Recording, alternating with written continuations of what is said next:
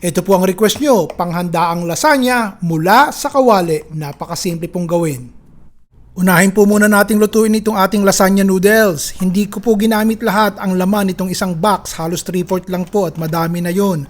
Ang isang box po kasi 450 grams, so 3/4 lang nun ang ginamit ko. Lutuin niyo po yan according to package instructions.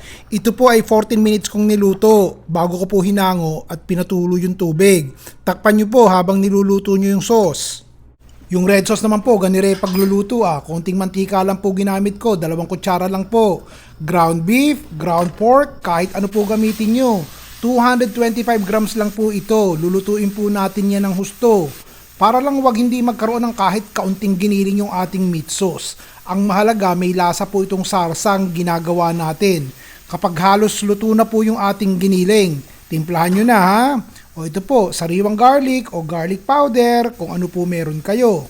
Dried oregano lang po ang aking gagamiting dried herb. Dahil Pinoy version po, kaya patisang nilagay ko. Kung asin ang gusto nyo di asin po. Pamintang durog po. Asukal din po dahil ito po ay pang Pinoy na panglasa. Para sa inyo po ito mga kaibigan na sanay kumain ng pasta na may konting tamis factor. Ito po ang ginamit kong spaghetti sauce nasa bote. Tinodo ko na po yung isang bote, 600 grams po yon. Kung gusto nyo ng tomato sauce o tomato paste ba, o kahit may tamis anghang na ketchup kayo, okay lang po. Basta lagyan nyo po ng kaunting tubig at nang hindi po matuyo yung meat sauce nyo. Tikman nyo na po at bago nyo patayin ng apoy. Kung ayos na white sauce naman. 4 tablespoons po ng butter ang unang ricado sa white sauce at tutunawin po natin yan sa katamtamang lakas ng apoy. 2 kutsarang harina, all-purpose flour po, ang isusunod natin at tutunawin din po natin yan. 2 cups ng evaporated milk ang ilalagay po natin at titimplahan po natin ng asin, pamintang durog. Pag malapot na po ito, lagyan nyo na po ng konting keso. Cheddar cheese po ang aking ginamit, pero kung anong keso kaya ng budget nyo, yun po ang ilagay nyo. Wag lang po kesong putit, medyo maasim po yun. Patayin na po ang apoy. Ganito po ka-creamy ang ating white sauce. O luto na po lahat. Buuin na po natin ang ating lasagna. Red sauce po ang unang layer. Isunod nyo na po ang white sauce. Lagyan po natin ng ilang pirasong lasagna noodles. Ulitin po natin.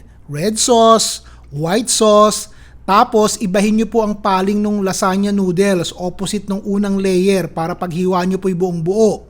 4 na beses po natin itong gagawin o kahit 5 kung saan naabot ang sarsa nyo. Kung matipid po ang paglalagay nyo ng sauce, talagang mapapakapal nyo ang lasagna nyo. Yung ibabaw po, tatapusin din natin ng red sauce at white sauce, tapos lalagyan po natin ng keso pa.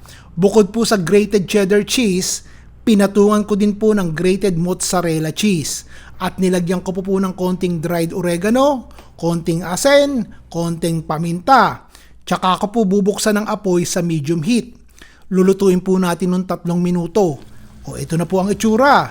Nagbababol-babol na. Palamigin nyo po sandali bago nyo po hiwain. At makikita nyo, pwedeng-pwede pong maglasanya sa kawali. I-like and share nyo naman po ang video ko sa wall nyo para naman ako po ay ganahang mag-post ng mga ganiring simpleng panghandaang ulam. O bukas po, iba naman, sasarapan din natin at nang magustuhan nyo at ng pamilya nyo. Ayos! Ron Milaro po!